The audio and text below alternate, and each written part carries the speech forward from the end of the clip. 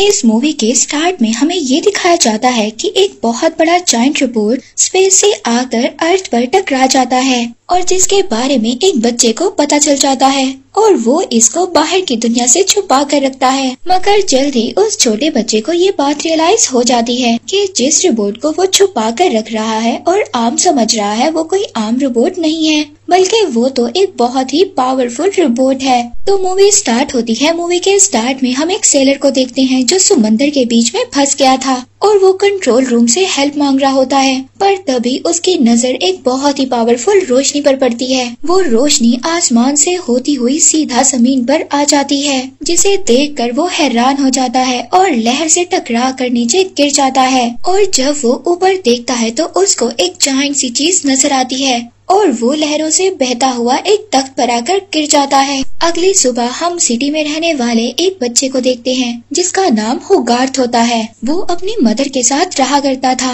और उसके father US military के पायलट थे और उसके फादर की डेथ कोरियन वॉर के दौरान ही हो गई थी। होगार्थ की मदर एक छोटे से रेस्टोरेंट में काम किया करती थी। होगार्थ यहाँ पर एक स्क्वायरल को लेकर आता है। वो इसको अपना पेट बनाकर रखना चाहता था, मगर इस बात के लिए उसकी मदर उसे इनकार कर देती हैं। पर तभी वो स्क्वायरल बॉक्स से निकलकर एक डीन नाम के आदमी की पैंट में चला जाता है। पर तभी वो आदमी अजीब सा बिहेव करने लगता है और वो उसकी पैंट से निकलकर पूरे रेस्टोरेंट में हंगामा मचा देता है। उसी दिन होगार्थ जब अपने घर आता है तो उसकी मदर की कॉल आती है, जिसमें उसकी मदर ये बताती है कि वो आज रात थोड़ा सा लेट आएंगी। अब होगार्थ अपने घर में बैठा टीवी देख रहा होता है, पर तभी उसके टीवी का सिग्नल ब्रेक होने लगता है। वो अपने टीवी सिग्नल्स को ठीक करने के लिए एक ट्री पर चढ़ जाता है, पर जब वो वहाँ पर देखता है तो वहाँ पर तो सारी वायर्स ब्रेक हो चुकी थी। इसीलिए अब वो अपनी एक लॉन्ग गन लेता है और इस बात का पता लगाना चाहता है कि आखिर सिटी में हो क्या रहा है। पर वहाँ पर तो उसको कोई भी नजर नहीं आता। मगर तभी अचानक से वहाँ पर एक जायंट मेटल रोबोट आ जाता है और उसको देखकर होगार्थ के हाथ में जो गन थी वो नीचे गिर जाती है। वो जायंट रोबोट आकर ट्रांसमिशन लाइन को खाने की कोशिश करता है और उस ट्रांसमिशन लाइट को खाने की वजह से रोबोट को जोरदार झटका पड़ता है और तभी पूरे सिटी की लाइट चली जाती है। ये सब देखकर होगार्थ वहाँ से भागने लगता है, पर जब वो रोबोट चिल्ला रहा था तो होगार्थ उसको देखकर रुक जाता है और उसको उस रोबोट पर तरस आ जाता है और अब वो उस लाइन के मेन स्विच को ऑफ कर देता है, जिसके बाद वो रोबोट जमीन पर ही गिर जाता है। दूसरी तरफ होगार्थ की मदर जब घर आती हैं तो वो देखती हैं होगार्थ घर पर नहीं था। अब जब वो रोबोट बेहोश हो गया था तो होगार्थ उसके पास जाता है और उसको देखने लगता है, पर तभी अचानक से वो रोबोट जाग जाता है और होगार्थ को बहुत ज्यादा डर लगता है। वो वहाँ से भाग जाता है, पर तभी उसकी मदर भी वहाँ पर आ जाती हैं। वो अपनी मदर को बताने की कोशिश करता है कि उसने एक बहुत ही बड़ा जायंट रोबोट देखा है, पर होगार्थ की मदर तो उसकी कोई भी बात को सीरियस नहीं लेती, उसको डांटती हैं और डांट कर घर ले जाती हैं। फिर अगले दिन हम देखते हैं दो आदमी इस स्ट्रेंज इंसिडेंट की रिपोर्टिंग करते हैं, क्योंकि उनके ट्रैक्टर का आधा हिस्सा गायब हो गया था, जिसे देखकर ऐसा लग रहा था कि उसे किसी चीज ने खा लिया हो। इसीलिए अब इस बात की इन्वेस्टिगेशन करने के लिए केंट मैंसली नाम का यूएस ऑफिसर वहाँ पर आता है। ये ऑफिसर बहुत ही ज्यादा सरियल होता है। वो इंसिडेंट की जगह देखकर इस बात से अंदाजा लगाता है कि ये काम किसी बहुत ही बड़े क्रिएचर का है और वहीं पर सबूत के तौर पर उसको वही गन मिलती है जो कल रात होगार्थ के हाथ से गिर गई थी। लेकिन वो गन अब टूट गई थी और होगार्थ का आधा नाम भी मिट चुका था। सभी एविडेंस को लेकर केंट जब अपनी कार में बैठता है तो देखता है उसकी कार का तो आधा हिस्सा ही गायब था। अब अगले दिन होगार्थ उसी जंगल में आता है। वो वहाँ पर जायंट रोबोट के लिए मेटल लाया था उसके खाने के लिए और साथ ही वो अपने साथ कैमरा भी ले जाता है ताकि वो उस रोबोट को कैप्चर कर सके। होगार्थ वहाँ पर उस रोबोट का बहुत ज्यादा वेट करता है, मगर वो रोबोट तो वहाँ पर आता ही नहीं है। होगार्थ अब बोर हो गया था और वो बोर होते होते सो जाता है और जब होगार्थ अपनी नींद से उठता है तो वो देखता है वो मेटल तो उस जगह पर था ही नहीं जहाँ पर उसने रखा था और जब वो अपने पीछे देखता है तो उसके पीछे वही जायंट रोबोट खड़ा होता है, जिसे देखकर होगार्थ तेजी से भागने लगता है और भागते हुए वो एक ट्री से टकरा जाता है और नीचे गिर जाता है और वो रोबोट उसके पास आता है, मगर वो होगार्थ के पास आकर उसको कोई भी नुकसान नहीं पहुंचाता। पर तभी वो उसी रोबोट के पास वही स्विच बटन को देखता है। इस बात से होगार्थ को ये पता चल जाता है कि वो रोबोट जानता है कि कल रात होगार्थ ने ही उसको बचाया था। होगार्थ उससे बात करने की कोशिश करता है, मगर होगार्थ की लैंग्वेज तो उस रोबोट को समझ जा ही नहीं रही थी, इसलिए वो उसकी मिमिक्री करने लगता है। इसके बाद होगार्थ उसको रोबोट को काफी कुछ सिखाता है और वो रोबोट होगार्थ की बातों को समझने भी लगता है।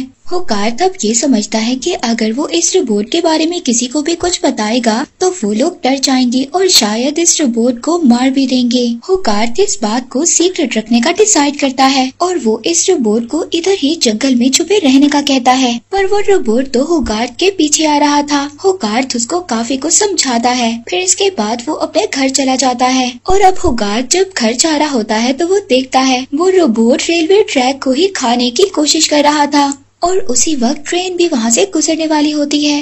होगार्थ अब जल्दी से उस रोबोट को कहता है कि वो इस रेलवे ट्रैक को ठीक कर दे और जब रोबोट ऐसा कर रहा होता है तभी वो ट्रेन से टकरा जाता है और इस तरह उसके मेटल पार्ट्स अलग अलग हो जाते हैं। ये सब देखकर होगार्थ ये समझता है कि ये सब कुछ उसकी वजह से हुआ है, पर तभी वो देखता है उस रोबोट के पास सेल्फ रिपेयर एबिलिटी थी, वो खुद ही ठीक हो सकता था और इसी वजह से उसके सभी पार्ट्स वापस से जुड़ जाते हैं और वो रोबोट पहले की तरह बन जाता है। दूसरी तरफ केंट मैंसली अपने सीनियर ऑफिसर को ये बता रहा होता है कि उस दिन आसमान से जो चीज गिरी थी वो कोई मीटरॉइड्स नहीं थी बल्कि कोई और चीज थी।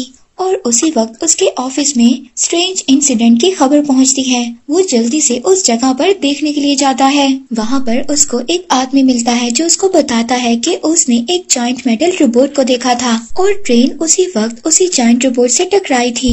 अब ये सब कुछ सुनकर केंट अपने सीनियर ऑफिसर को ये सब कुछ बताने की कोशिश करता है, पर अब उसके पास फोन नहीं था और इसीलिए अब उसको सामने ही पास ही होगार्थ का घर नजर आता है।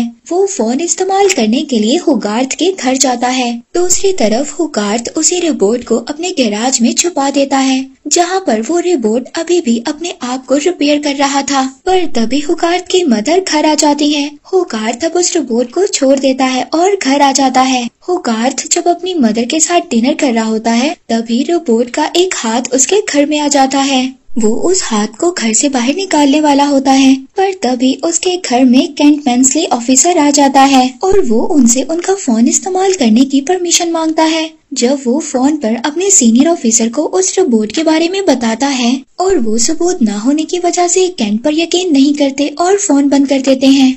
इस बात पर केंट को बहुत ज्यादा गुस्सा आता है। जब वो घर से बाहर जा रहा होता है तब उसको पता चलता है कि इस बच्चे का नाम होगार्थ है और उसे जानने के बाद जब उसकी नजर गन पर पड़ती है तो वो समझ जाता है कि ये गन उसी बच्चे की है। वो वापस होगार्थ के घर जाता है और उससे पूछता है कि उस इंसिडेंट वाले दिन तुमने रात को कोई चीज नोटिस की थी। उसके जवाब में होगार्थ उसको नहीं कहता है और तभी होगार्थ के ऊपर वाले फ्लोर से अजीब सी आवाजें आने लगती हैं। होगार्थ जल्दी से ऊपर आता है, तभी वो उस रोबोट के हाथ को देखता है और वो उस रोबोट के हाथ को जल्दी से विंडो से बाहर फेंक देता है।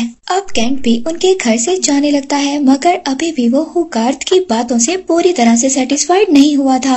आधी रात को होगार्थ दोबारा से उस रोबोट से मिलने आता है और उसको सुपरमैन की कॉमिक के बारे में बताता है और उसकी अच्छाइयों के बारे में बताता है, पर तभी वहाँ पर रोबोट को भूख लग जाती है। अब आसपास मेटल ना होने की वजह से इसलिए होगार्थ उसको जंगल में ले जाता है। वहाँ पर उनको एक टूटी फूटी गाड़ी नजर आती है। इससे पहले रोबोट उस गाड़ी को खाता, वहाँ पर डीन नाम का आदमी उस गाड़ी को लेकर चला जाता है। वो एक आर्टिस्ट था और स्क्रैप मटेरियल को खरीदा करता था। ये सब देखकर होगार्थ उसको डीन वाली जगह पर ले जाता है जहाँ पर उसने मेटल के पार्ट्स को जमा किया हुआ था। वो रोबोट वहाँ पर आकर बहुत ज्यादा स्क्रैप मटेरियल को खा जाता है, पर तभी एक स्क्रैप कार का हॉर्न जोर जोर से बजने लगता है। उस हॉर्न को बंद करने के लिए रोबोट उस कार को डीन के घर की तरफ ही फेंक देता है। डीन वहाँ पर देखने के लिए जल्दी से बाहर आता है, मगर तभी होगार्थ उसको डिस्ट्रैक्ट कर उसके घर के अंदर ही चला जाता है। डीन लोगों से उनके वेस्टेज मटेरियल को खरीदा करता था और उस मटेरियल से नई नई चीजें बनाया करता था। डीन होगार्थ की मदर के रेस्टोरेंट में जाया करता था और साथ ही वो होगार्थ को बहुत अच्छे तरीके से जानता भी था। अब डीन को बाहर से आवाज आती है। जब वो उस आवाज को चेक करने के लिए जाता है तो वहाँ पर वो एक बहुत बड़े जायंट रोबोट को देख लेता है और उसको अपने लिए एक खतरा समझकर होगार्थ को वहाँ से लेकर भागने लगता है। पर होगार्थ अब डीन को उस रोबोट से इंट्रोड्यूस करवाता है और उसको बताता है और ये यकीन दिलवाता है कि ये रोबोट किसी को भी नुकसान नहीं पहुंचाता। अब इसी रात के लिए होगार्थ डीन से परमिशन मांगता है कि वो रोबोट को आज रात अपने गैराज में रहने दे। पहले तो डीन इनकार करता है, मगर होगार्थ की काफी ज्यादा रिक्वेस्ट के बाद वो मान जाता है। जब होगार्थ अपने घर जाता है तो सुबह हो चुकी थी। जब वो उठकर नीचे आता है तो नीचे वो केंट से मिलता है, जिसने होगार्थ पर नजर रखने के लिए उसी के घर में एक रूम को रेंट पर ले लिया था। अब होगार्थ को डीन की कॉल आती है क्योंकि सुबह हो चुकी थी और रोबोट उसके पास था। वो कहता है कि आकर अपने रोबोट को ले जाओ, पर केंट के आने की वजह से होगार्थ फोन को कट कर देता है और केंट उस रात के बारे में होगार्थ से अलग अलग किस्म के क्वेश्चंस करने लगता है। केंट से तंग आकर होगार्थ घर से बाहर निकल आता है। वो डीन से मिलने जाता है। वहाँ पर वो खूब सारी मस्ती करते हैं। वहीं पर केंट आए दिन अजीब अजीब से फिनोमेना के बारे में सुनता रहता है और अब उसी की इन्वेस्टिगेशन के दौरान उसको होगार्थ का कैमरा मिल जाता है। उस कैमरे में केंट को कुछ तस्वीरें मिलती हैं और साथ ही होगार्थ की वो तस्वीर भी मिलती है जिसमें जायंट रोबोट उसके साथ था। वहीं पर होगार्थ और रोबोट जब जंगल में फिर रहे होते हैं, वहाँ पर उनको एक हिरन नजर आती है। वो उस हिरन को देखने के लिए उसके पास जाते हैं, पर जैसे ही वो पास जाते हैं एक शिकारी उस हिरन को शूट कर देता है, पर तभी वो हिरन मर जाती है। रोबोट उस हिरन को देखकर बहुत ज्यादा दुखी होता है। होगार्थ उस रोबोट को समझाता है कि इसमें कोई तुम्हारी गलती नहीं है, हर चीज का अंत होता है और किसी को मारना बुरी बात है, मगर कुदरती मौत आना कोई बुरी बात नहीं है। और होगार्थ ये कहकर अपने घर आ जाता है। उसी रात रोबोट को अजीब अजीब से विजन्स आते हैं और वो तभी नींद से जाग जाता है। वहीं पर केंट घर में होगार्थ को पकड़ लेता है और उससे कहता है कि आज रात तुम्हारी मदर घर लेट आएंगी और मैं तुमसे जो भी पूछूंगा तुम सच सच बताओगे। और उसको वही तस्वीर दिखाकर उस रोबोट के बारे में पूछता है, मगर होगार्थ उसको अभी भी कुछ भी नहीं बताता। केंट उससे कहता है कि अगर तुम आज सच नहीं बोलोगे तो तुम कभी भी अपनी मदर से मिल नहीं पाओगे। होगार्थ अब डर जाता है और वो रोबोट की लोकेशन बता देता है। अगली सुबह केंट आर्मी को लेकर उस लोकेशन पर पहुंच जाते हैं और डीन से उस मेटल मैन के बारे में पूछता है। डीन जब उसको रोबोट दिखाने के लिए जाता है तो केंट उसको देखकर हैरान हो जाता है, क्योंकि वो डीन की एक आर्ट फॉर्म का हिस्सा लग रहा था और किसी को भी देखकर ये शक नहीं होता कि वो असली है। और ये सब देखकर जनरल केंट पर गुस्सा करने लगते हैं, क्योंकि उसके कहने पर ही वो इतनी बड़ी आर्मी को लेकर आए थे और वो अब अपनी आर्मी को लेकर वापस चले जाते हैं। उनके जाने के बाद रोबोट दोबारा से अपनी नॉर्मल फॉर्म में आ जाता है और फिर होगार्थ उस रोबोट के साथ खेलने लगता है। जब खेल ही खेल में होगार्थ अपनी गन को उस रोबोट की तरफ करता है तो रोबोट अपनी आंखों से कुछ फ्लेयर्स छोड़ता है, पर जैसे ही होगार्थ वो गन हटाता है रोबोट दोबारा से नॉर्मल हो जाता है। पर डीन इस चीज को देख लेता है। वो दोबारा से रोबोट जब होगार्थ पर अटैक करने वाला था तो डीन उसको रोक लेता है और उसको बचा लेता है और उस रोबोट को गुस्से से पीछे हटने का कहता है और उसको बुरा भला कहता है और वो रोबोट अब वहाँ से चला जाता है। डीन जब उस गन को देखता है तो उसको ये बात रियलाइज होती है कि उस रोबोट ने तो सिर्फ अपने बचाव के लिए होगार्थ पर अटैक किया था और अब वो दोनों अपनी बाइक पर उसको ढूंढने के लिए निकल जाते हैं। दूसरी तरफ हम दो बच्चों को देखते हैं जो खेल रहे थे। वो बच्चे अपनी बिल्डिंग से नीचे गिरने वाले थे, पर तभी रोबोट आकर उन दोनों बच्चों को बचा लेता है और उन बच्चों को सेफली लैंड करवा देता है। इसके बाद सभी लोग उस रोबोट को अच्छा समझने लगते हैं, पर तभी होगार्थ और डीन भी वहाँ पर आ जाते हैं। होगार्थ की मदर भी वहीं पर थी। दूसरी तरफ केंट ऑफिसर और बाकी सब लोग सिटी से बाहर जा रहे होते हैं। तभी उनकी नजर उसी जायंट रोबोट पर पड़ती है और अब वो अपने जनरल को भी बता देता है। ये देखकर वो सभी रोबोट पर अटैक करने लगते हैं, इसीलिए रोबोट होगार्थ को बचाते हुए वहाँ से भागने लगता है। डीन उन लोगों को समझाने की कोशिश करता है कि अगर वो गन ना चलाए तो रोबोट किसी को भी नुकसान नहीं पहुंचाएगा, मगर कोई भी उसकी बात नहीं सुनता। दूसरी तरफ वो रोबोट भागने के दौरान ये एक्सप्लोर करता है कि वो उड़ भी सकता है और वो अपने हाथ को लहराते हुए सुपरमैन की तरह ऊपर उड़ने लगता है, पर जनरल की आर्मी उसका वहाँ पर भी पीछा नहीं छोड़ती। वो रोबोट को हर तरीके से नुकसान पहुँचाने की कोशिश करते हैं और वो उनके एक अटैक की वजह से नीचे गिर जाता है। जब वो नीचे गिरकर देखता है तो हुगार्थ वहाँ पर बेहोश पड़ा था।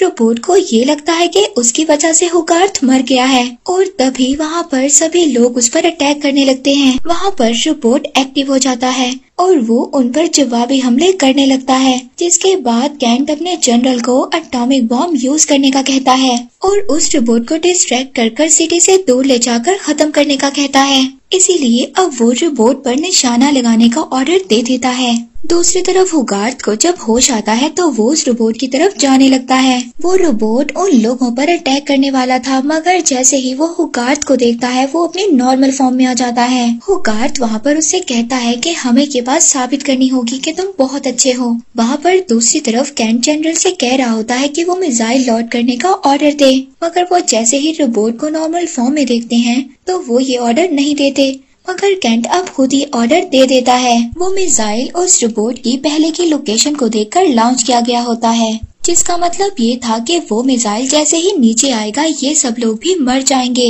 इसलिए जनरल अब कैंट पर गुस्सा कर रहे थे और कैंट को जब ये बात पता चलती है तो वो तो अपनी जान बचाकर वहाँ से भाग जाता है, पर वो रोबोट उसको रोक लेता है। अब वो रोबोट उस मिसाइल को रोकने के लिए खुद ही उसके पास जाने का डिसाइड करता है और हुगार्थ को समझाता है कि वो उसका पीछा ना करे और वो मिसाइल की तरफ जाने लगता है और वो अपनी मर्जी से उस मिसाइल से टकरा जाता है, जिससे आसमान पर बहुत बड़ा धमाका होता है और जमीन पर सभी सेफली बच जाते हैं और खुशी मनाने लगते हैं। उसके कुछ महीने बाद उस रोबोट की बहादुरी के लिए उस शहर में उसका एक बहुत बड़ा स्टैचू बनाया जाता है। तभी जनरल हुगार्थ के पास एक स्क्रू भेजते हैं। अब जब रात को हुगार्थ सो रहा होता है तो वो स्क्रू खुद ही से जाने लगता है, जिसे देखकर हुगार्थ अपने घर की विंडो खोल देता है। हम लोग देखते हैं उस रोबोट के सभी पार्ट्स दोबारा से आपस में जुड़ रहे थे, जिसका मतलब ये था वो रोबोट दोबारा से अपनी नॉर्मल फॉर्म में आ जाएगा। और इसी के साथ ये मूवी यहीं पर एंड हो जाती है।